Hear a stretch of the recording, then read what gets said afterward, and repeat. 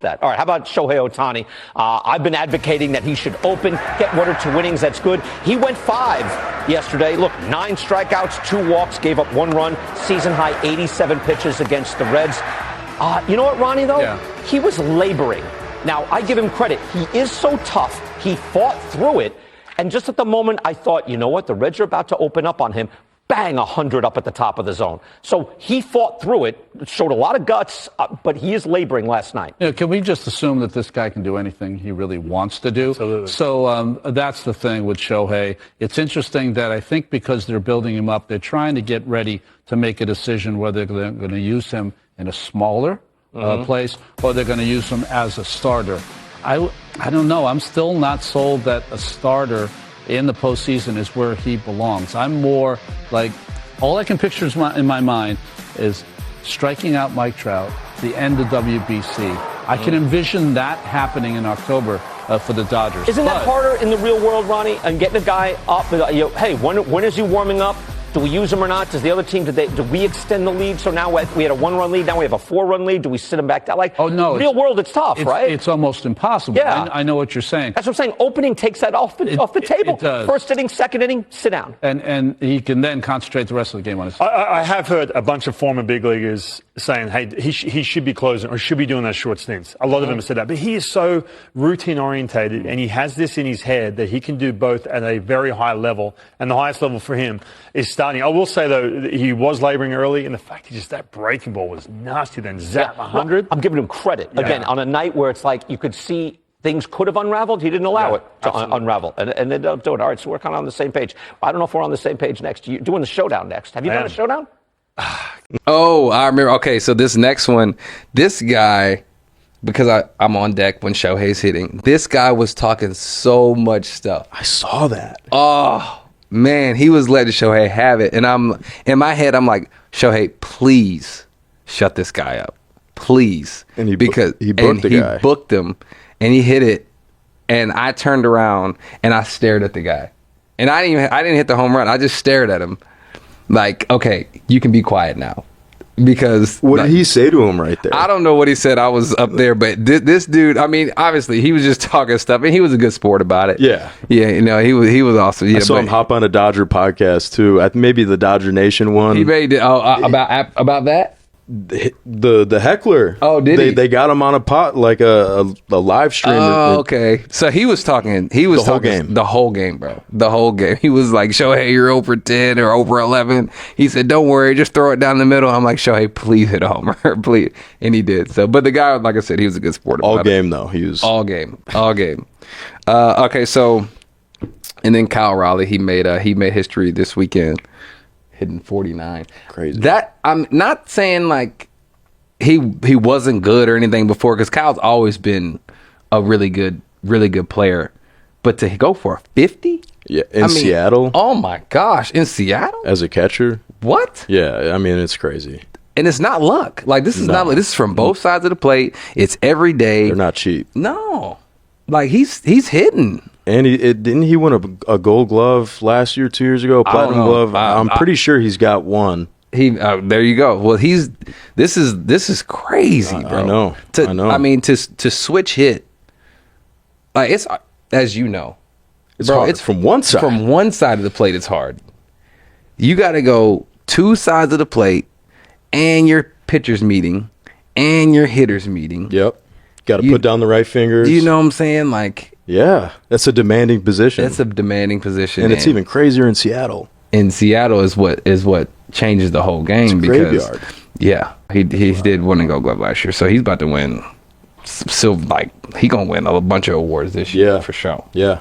So, all right. So, I want to talk a little bit about you returning home. Yeah. You know, you got your ring. You know, we got to win us a ring last year. You played a very important role with that. How was it receiving your ring yesterday, bro? Oh, it was great. You can see I got a little emotional right there. I fought it back, though. Ah, nice. Okay. I held it in. But no, I think, it was cool. Just you build that family, the bond that, you always have with every team. But then when you make a run like that and win a World Series, like, I mean, a lot of guys don't get to experience that. Seeing all you guys walk out, I mean, that was the coolest part for me, was feeling the love from you guys. And, you know, I miss you guys. And not that I love the Reds as well. Yeah, you know, when you get traded, you know, those guys become your family as well. For sure. But it's different. Like, you spent, I don't even know how many years with us. Yep. And then going through a postseason run to the World Series with a group of guys, like, the trials and tribulations that you go through, like, you can't really explain. No, you know? No, we spent so much time together. And last year we made it a point to spend more time exactly. together. I mean, we got in, where was it? New York, where we got in at like 11 o'clock at night, and we had a game the next day, and we were like, nope, we got to go to dinner. Yep, we got to still go to dinner. We got to take care of what we need to take care of. And I remember us talking about, like, you know what? Everybody was cool with arguing with their wife. Yeah. Everybody was cool with arguing with their wife because we were that committed to spending time together. Exactly. I think it made a difference too. I think it made a difference. And so we were in the trenches together, like every pitch. Exactly. You know? And so, you know, obviously that showed there, you know, obviously, you know, coming out there, that's where their emotions, I would assume, come from, you know. And absolutely. Obviously you're going to have to build that with the boys now. And it's just different. Once you get into the postseason, you can't really explain that relationship. And so you'll get there and of course, you know, develop that relationship. Absolutely. So can you talk a little bit about the trade and, like, where were you? I was at home. It was, I think, late in January, middle of January. And it was like kind of late at night, and Gomer texted me. He's like, "Hey, give me a shot when you get a chance." And I was like, you knew what was going on. I kind of, I'm like, you know, middle of the night, kind of in January. I'm like, what other reason? Gomer be telling me to call him. So yeah, I mean, I was at home. Were you sad?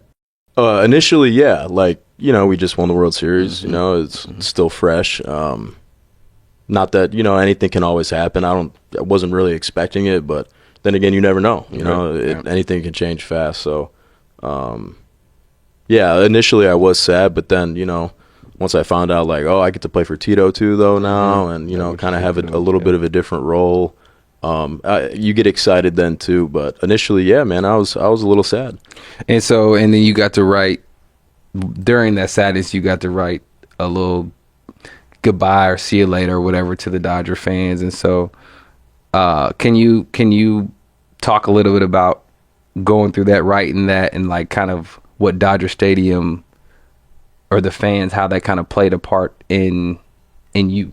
Yeah, I mean, I kind of grew up in that org, and you know, made debut at 21, and kind of, you know, the fans, those are great fans, man. I mean, you know, to pack it out 50,000 every night, and you know, when you play 162 games, that energy helps get through a lot of days, man, you know?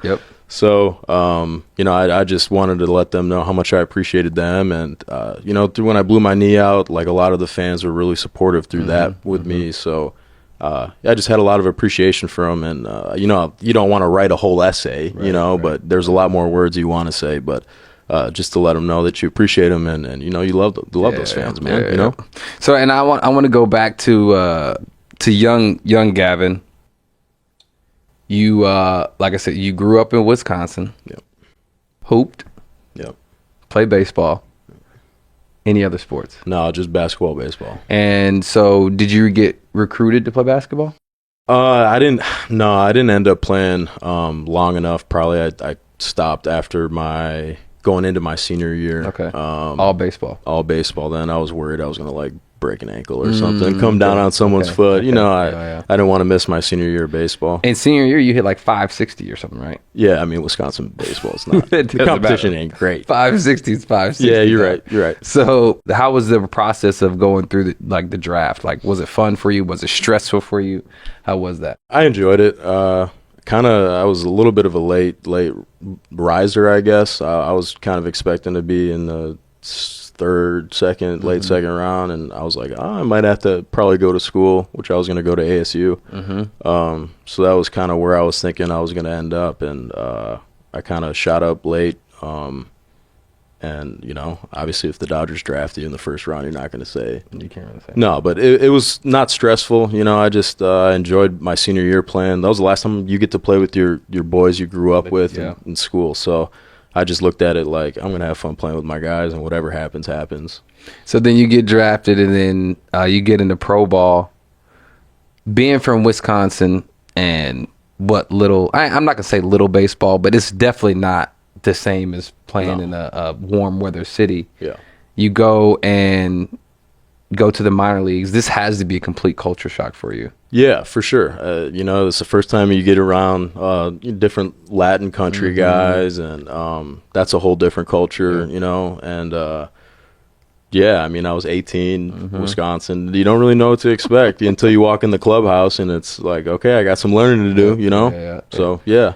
And so how were your minor league days? Were they fun or like kind of a grind? I enjoyed it, man. Yeah, I mean, kind of the same as high school, you know. Those are guys you most of the time you get drafted with, and you kind of come up through the system together with, for the most part, with, you know, not all your guys, but some guys move slower, some guys move faster. But you just develop relationships with those guys because you're literally in a grinder with them every day. Like the minor leagues is a grind. It's not fun. I mean, like it's fun because you're with your boys, right? But like getting on a bus for 8 hours. I mean, the food, like you don't really get good food. No. You eating like ham and cheese sandwiches. Yeah, staying at rough hotels.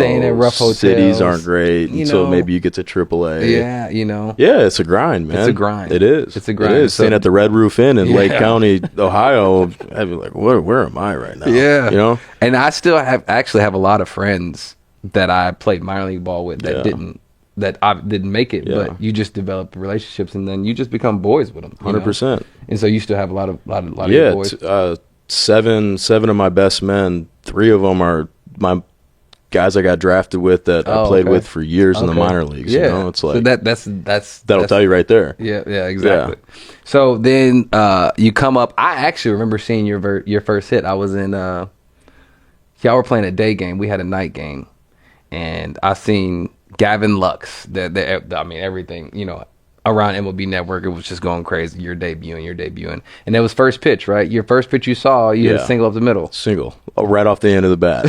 Soft serve to center. Yeah, I remember seeing it, and I'm like, I guess, I mean, I don't even remember what I thought, but like I just remember watching it, and then that was in, what year was that? 2019. 19. September, yeah. So then the next year, I was there, so I remember. Yeah, exactly. Yep. So I remember seeing it, and it was cool. It was cool. So, and then in 2020, that was a different year for you because you were in the alternate site for a little while. Yeah.